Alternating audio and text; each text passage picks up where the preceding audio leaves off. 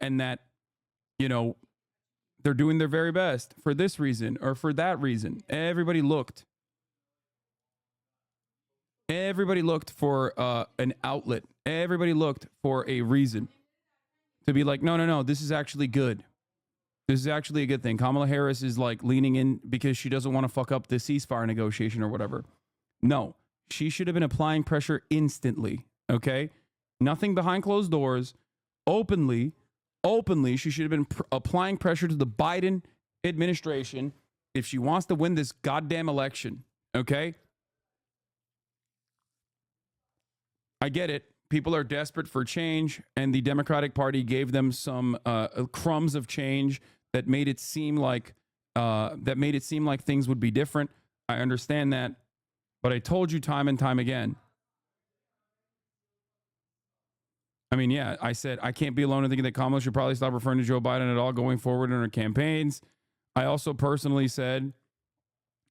said Kamala Harris should separate herself from Biden.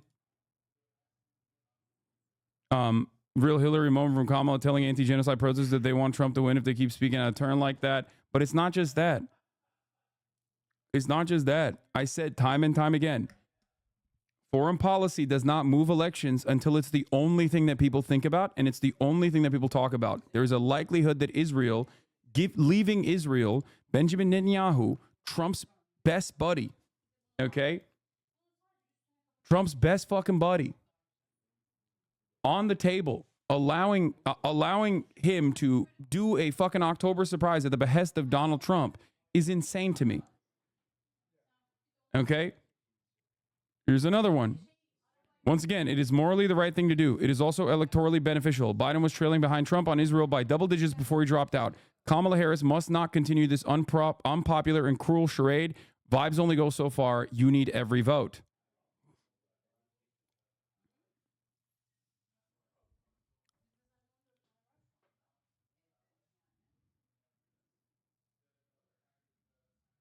That's it.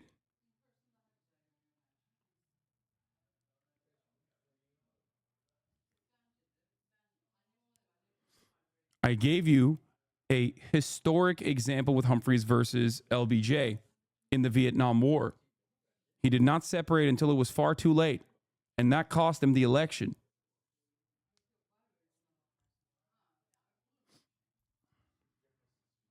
It is crazy. It is crazy that they do not recognize this. Now let's talk about Benjamin Netanyahu asking for forgiveness over hostage killings as he warns about Hamas will pay a very heavy price. I am asking for your forgiveness that we did not manage to bring them back still alive. We were close, but we didn't achieve it.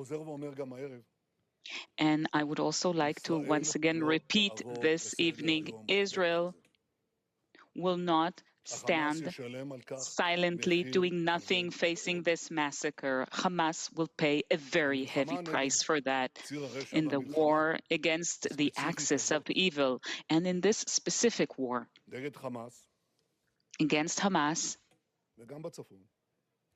and also in the north, we have set 4 goals: to eradicate Hamas, to bring back all of our hostages, to make sure that Gaza no longer poses a threat over Israel, and to allow the people of Israel living in the north return home safely. 3 of these goals go through one place, and that is the Philadelphia corridor. It is the conduit of oxygen and armament for Hamas. And I would like to devote several minutes in order to explain the meaning of the Philadelphia corridor. What is it? What is its significance for Israel's security? What is its significance and importance in guaranteeing that we won't face another October 7th and another October 7th and another October 7th, just as Hamas promised that it would do? So first of all, I'd like to show you what we had over the years until we pulled out of there. This is the state of Israel, this is Egypt, and you can see the Gaza Strip here. The distance from Tel Aviv isn't that big, from Beersheba and from the area surrounding the border. Of course, there's hardly any distance, but we had an international border going from the sea all the way down to Eilat. This was Israel's international border. If you could blow it up a bit. So if we see this now, as we zoom in, you can see that throughout these borders, the maritime border is under our control, but the land, the ground border isn't under our control. Ashkelon, Sderot, the Kibbutzim, the Kerem Shalom passage, and here you have the Rafah crossing and the Philadelphia corridor, all of them under our control. And this is what happened when we pulled out of Gaza. This is what happened. The borders remained in our hands. They tried breaking through the maritime border. Remember the Marmara and some other events and flotillas, but we... Yeah, that was a humanitarian aid ship that you fucking destroyed.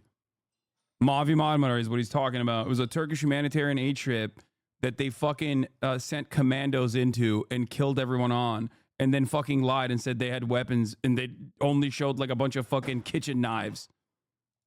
Weathered them all. So nothing could come wherever we were in control of the borders. But once we pulled out of the Philadelphia corridor. See, this is the border between the Gaza Strip and Egypt. And once we pulled out of there was no obstacle left from a massive infusion of weapons and means of warfare and machines for manufacturing weapons and machines for digging tunnels, all of that under the auspices of Iran, with the funding of Iran.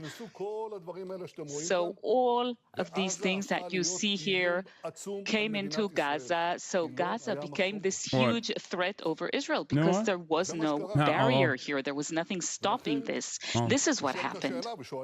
So now the question remains, and people ask me this question, well, if it was that bad, right? How come you didn't conquer it? Why didn't you conquer it?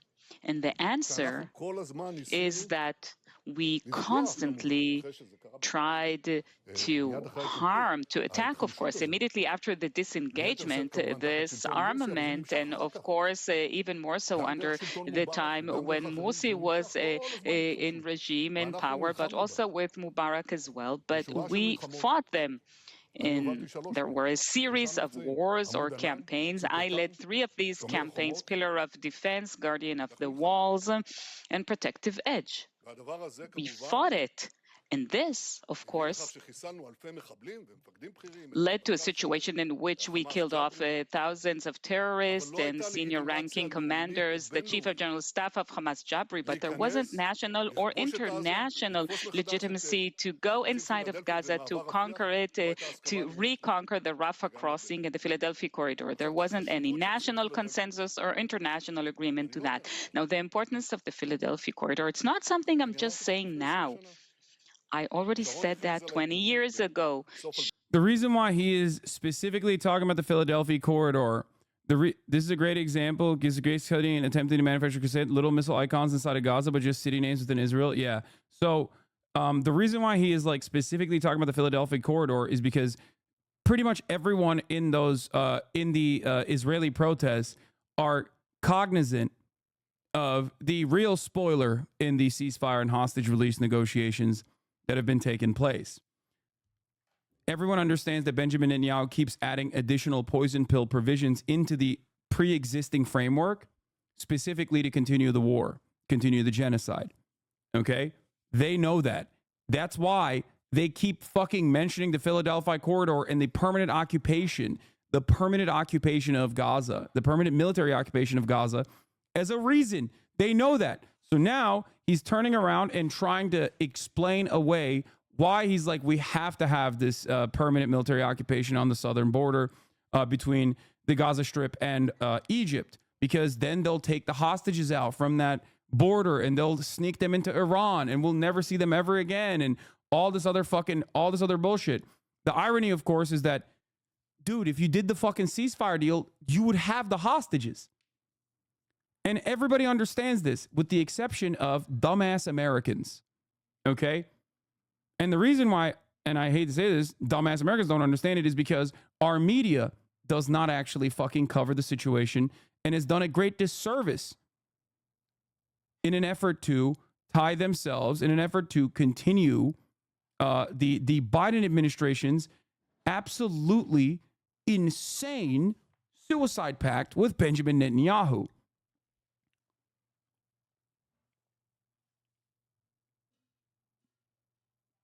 That's it. That is the reason why he is personally trying to explain away to the Israeli society in Hebrew why the Philadelphia corridor must be maintained. Why the Philadelphia corridor on the Rafah crossing must be permanently occupied by the Israeli military.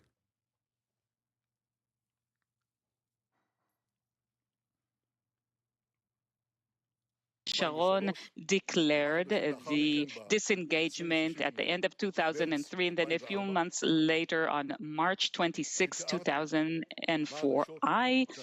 What's the real reason he wants to control the Philadelphia corridor? I mean, he has openly recognized this. I think it's not that crazy. He wants a permanent military occupation of Gaza in a similar capacity to the West Bank to deny any sort of Palestinian statehood in Gaza and to have permanent military control over the civil affairs of Palestinians in the Gaza Strip as well. That's it. He wants to conquer it. He wants to permanently, fully reoccupy the Gaza Strip. That is the reason.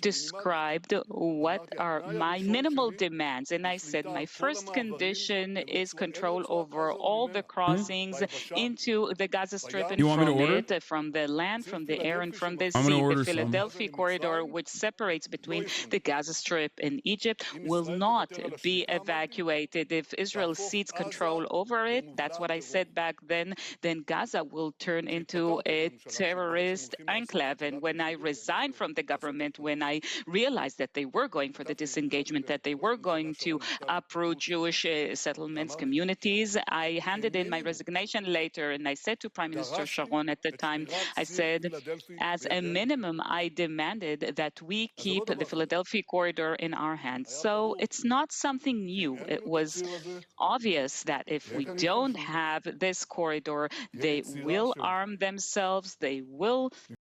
Yeah, this is all like, hey, sorry the 6 hostages were killed, but here's why they had to be. That's what it is. This entire thing is, this entire PowerPoint, this racist ass fucking PowerPoint is straight up to be like, this is why the 6 people were killed, okay? Sucks to suck. That's precisely what he's saying, which of course, you know, it's very telling. And I don't think that it's working for Israeli society. I don't think they give a fuck about his personal ambitions. And that's why he says it simply won't happen. Netanyahu, in a message to the Biden administration on a proposal to withdraw Israeli troops from the Philadelphia corridor and the Gaza-Egypt border in a hostage ceasefire deal. What this means basically is I'm not dealing with the ceasefire. You have to cave. You have to concede to my demand. The problem is there is a party there on the other side. There's a party there on the other side that literally is saying, no, we're not going to fucking understandably allow a permanent military occupation. That is not a ceasefire at all. Okay?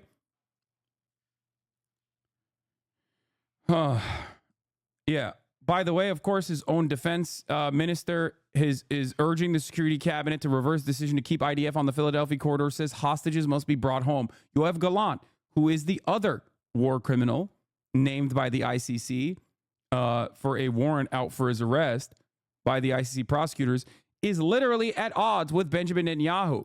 Other prominent military officials within the Israeli occupying forces have come out over the course of many months at this point and have said there is no military solution to Hamas. There is no permanent military occupation. We cannot maintain a permanent military occupation. This is ludicrous. This is insane. That is what they keep saying. Israeli Minister of Defense Gallant at the cabinet meeting on Sunday. The hostages have no time. We got proof of that yesterday. Continuing to impose constraints such as the decision on the Philadelphia corridor will result in us not meeting the goals of the war. The fact that we prioritize the Philadelphia corridor at the cost of the lives of the hostages is a serious moral disgrace.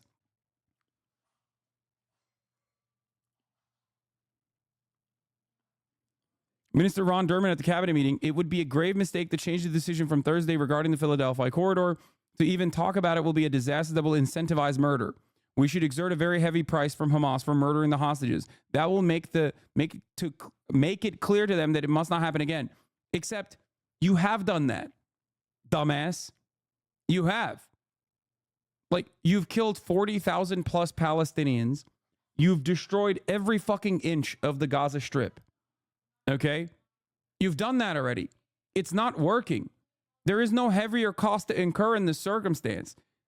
It's just one fucking note, one speed.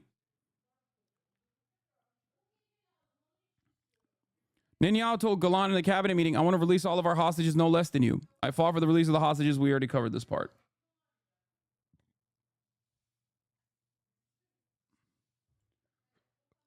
Kamala Israel rat fuck pack. What is this?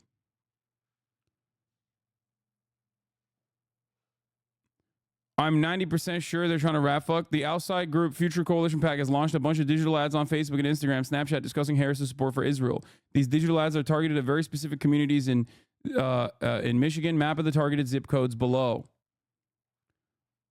What is this? Vice President Harris has chosen a side, the right side. Harris has made herself clear. She stands with Israel and the Jewish people. She has, again and again. She understands the unbreakable bond between the U.S. and Israel. So when Netanyahu came to D.C., Harris hosted the Prime Minister at the White House. And when supporters of a free Palestine stood up for Gaza, Harris put them in their place. And supporters of Free Palestine, they hate her. Because Kamala Harris gets it. We can trust she'll always support Israel. Wait, are they saying they're running these ads in Muslim districts? I mean, what do you think?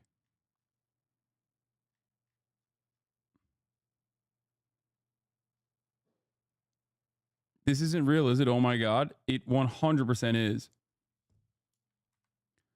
Now, if only there was a way. I mean, this is literally that YouTube channel's description. Kamala Harris has helped put the American dream even further out of reach and can't be trusted to revive it. Future Coalition PAC is working to elect someone with fresh ideas who will fight for us.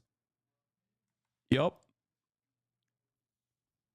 If that was an anti-Kamala ad, it's brilliant. It is an anti-Kamala ad. Of course it's an anti-Kamala ad. Guys, AIPAC rarely does ads about Israel. Okay? They paid very little mind and very little attention to Israel in any of their fucking forward correspondence in the Democratic Party primaries, because everybody understands ain't nobody give a fuck about Israel, dog. Okay? There are, however, some people who give a fuck about Palestine and Palestinians, and that's precisely the reason why this ad is being pumped in these districts. In these heavily Arab, heavily Muslim districts in Michigan. Okay? That's it. No matter how hard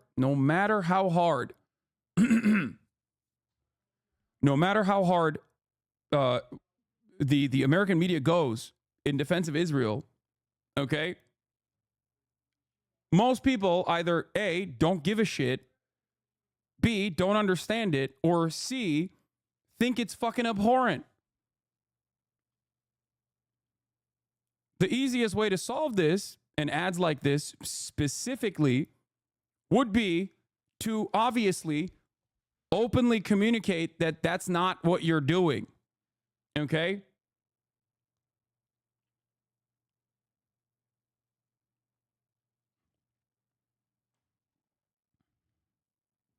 Yeah, it's a fucking Republican ad, dude. The outside group Future Coalition PAC has launched a bunch of digital ads on Facebook, Instagram, and Snapchat discussing Harris's support for Israel. These digital ads are targeted at very specific communities in Michigan. Map of the targeted zip codes below. It's very obvious what the fuck is going on. They're hitting Kamala by saying, look, she's incredibly pro-Israel. She's the most pro-Israel politician ever. Look at how pro-Israel she is. The unfortunate reality is she is fucking pro-Israel. That's it. Until she comes out 10 toes down and says something very different than what she has communicated thus far, she is fucking unimaginably pro-Israel. She is running towards Joseph Robinette Biden, who we all know is majorly pro-Israel, okay? And it's a deterrent. I mean, it's a fucking, he is so pro-Israel that it is bad for not only America, but America's soft power capabilities in the region, America's hegemonic status, America's interest in upholding at least this faint idea of the international rule-based order. Like, he's fucking up the bag entirely, even for the American State Department. And she is running alongside that. She is marrying herself to this idea at a time when Americans, when polled, say Trump was significantly better than Joe Biden on Israel. Think about that. But she is pro-Israel. What the fuck are you saying? No, I'm saying that she is. I'm saying that. So until she changes trajectory, changes course on, her correspondence or communications, separating herself from the Biden admin, trying to apply outside pressure, even though she is also capable of applying inside pressure as the vice president, telling the public that, like, no, this is not me, and that we need to change course, and this is the right thing to do going forward. She's fucking cooked.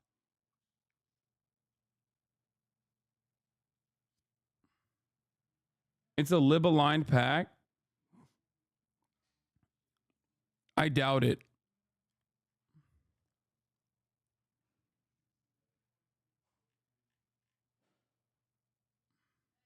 From the Israeli state broadcaster Khan, Prime Minister Netanyahu is trying to convince the public of the importance of the Philadelphia Axis when he was unable to convince neither Defense Minister Gallant nor the head of the Mossad Barna nor Chief of Staff Halevi on this matter.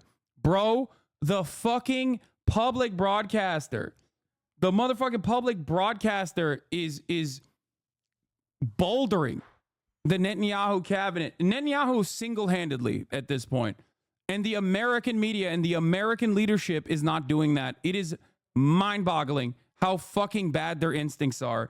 I don't know what else to say. Hamas arm wing says new instructions were given guards. Yeah, we already covered this.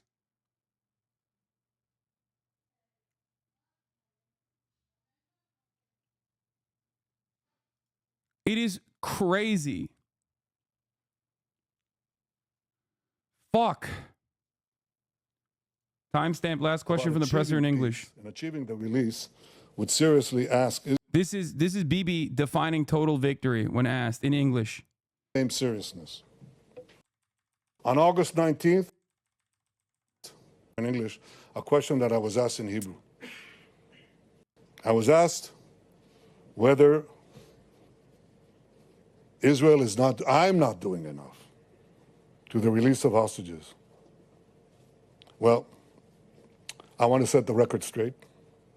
On April 27th, Secretary of State Blinken said that Israel made an extraordinarily generous offer for a hostage deal. On May 31st, Israel agreed to a U.S.-backed proposal. Hamas refused. On August 16th, Israel agreed. Yeah, he lied. It's funny that he's saying this in English because guess what? Everybody who understands Hebrew that's in that fucking room knows exactly what he did in that process. Because in Hebrew, in Israel, he kept saying, there's no fucking hostage deal. I don't know what these American dumbasses are on about. But when he's speaking in English, he's like, oh, yeah, Anthony Blinken said, we made these generous proposals. I mean, it's so generous. I wonder, like, it's crazy to me that so many people in Israel speak English, okay? So many people see what he's doing. But it doesn't fucking matter because that question and that answer is for us in the Western world, for us in America, for us in the UK, for dumbasses that want to maintain this facade. Agreed to what the United States defined as a final bridging proposal. Hamas refused again. On August 19th, Secretary Blinken said, Israel accepted the U.S. proposal. Now Hamas must do the same. On August 28th, that's 5 days ago, Deputy CIA Director said that Israel shows seriousness in the negotiations. Now Hamas must show the same seriousness. I want to ask you something. What has changed in the last 5 days? What has changed? One thing. These murderers executed 6 of our hostages. They shot them in the back of the head. That's what's changed. And now after this, we're asked to show seriousness?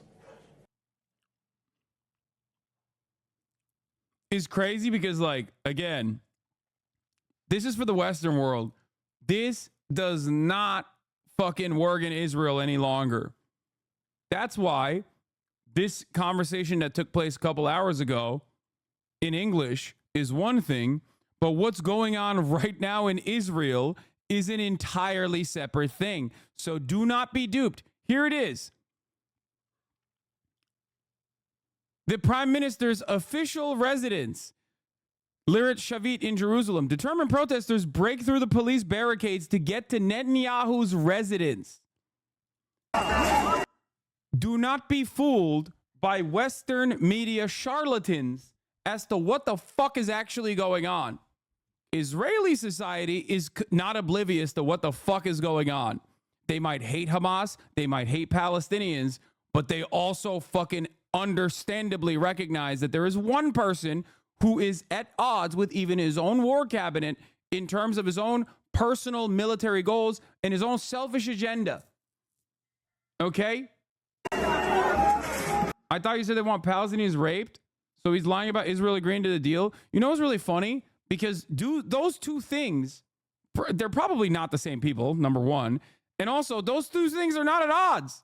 That's what I keep repeating.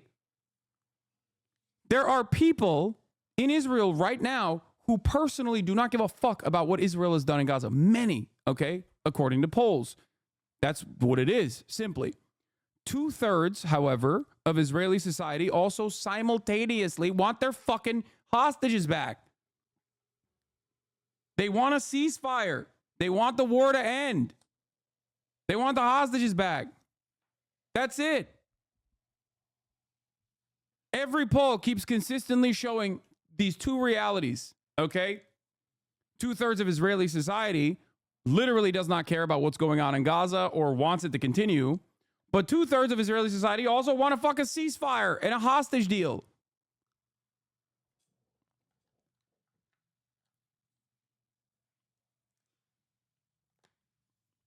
These people are not fucking protesting because they're like, oh, it's unconscionable that you've killed 40,000 Palestinians. They're protesting because these guys are fucking barbaric and they're going to murder our people. We know they're rapists and bloodthirsty, but they've offered a fucking olive branch in this situation to allow our Israeli friends and family members to escape. And you're not taking it. That's their mentality. There are, of course, a lot of people in Israeli society now, more people than ever before, that are legitimately saying they want a ceasefire and they do care about the Palestinians and whatnot. That number has definitely grown in Israeli society over the course of the past couple of months. Having said that, the broadest majorities are obviously still very much in favor of what Netanyahu has done in Gaza. Okay? Having said that, however, they still fucking want a ceasefire. They're like, we know they're murderers. Why the fuck won't you deal with them with the negotiations process? Do you not understand? Stop saying all 12 people. There are obviously more than that now.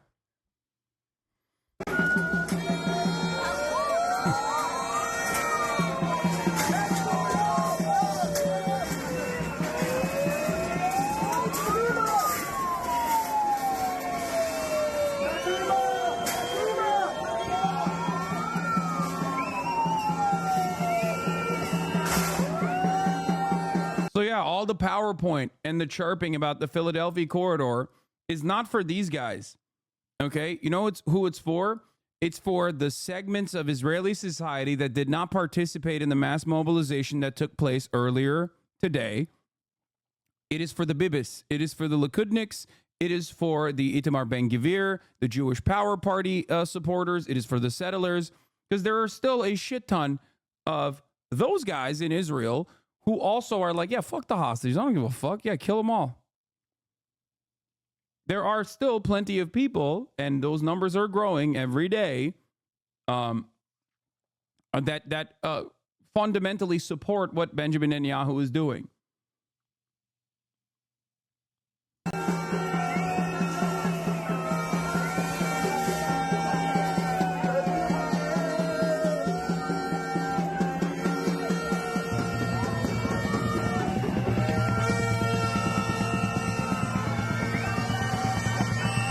What?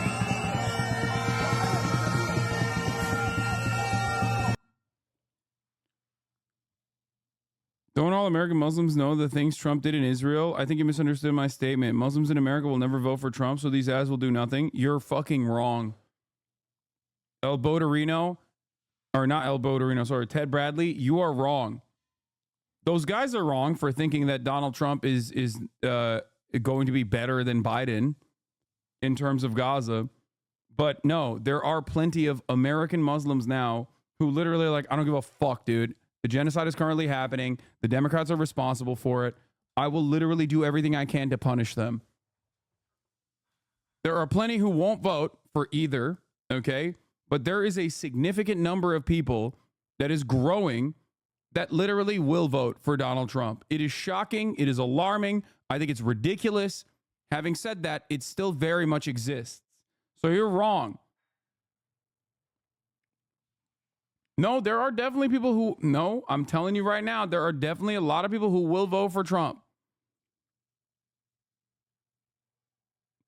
Donald Trump is the number one dick rider of Israel in the United States of America, hands down. Like, it's like him and, I guess, technically Biden is a bigger dick rider because he's like ideologically invested in Israel. Donald Trump, on the other hand, is like materially invested in terms of like Miriam Adelson giving him $100 million and him saying and demanding that like the West Bank be permanently annexed in the same way that Donald Trump gave Golan Heights to Israel, right? I can't even talk. Joe Biden doesn't even get that kind of, doesn't even get that kind of play. Joe Biden is not as well liked in Israel as Donald Trump is. Donald Trump's more popular than fucking Benjamin Netanyahu in Israel.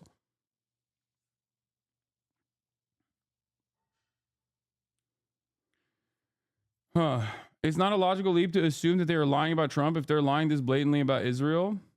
What do you mean? Yeah, but we know what Trump has done. Trump's actions are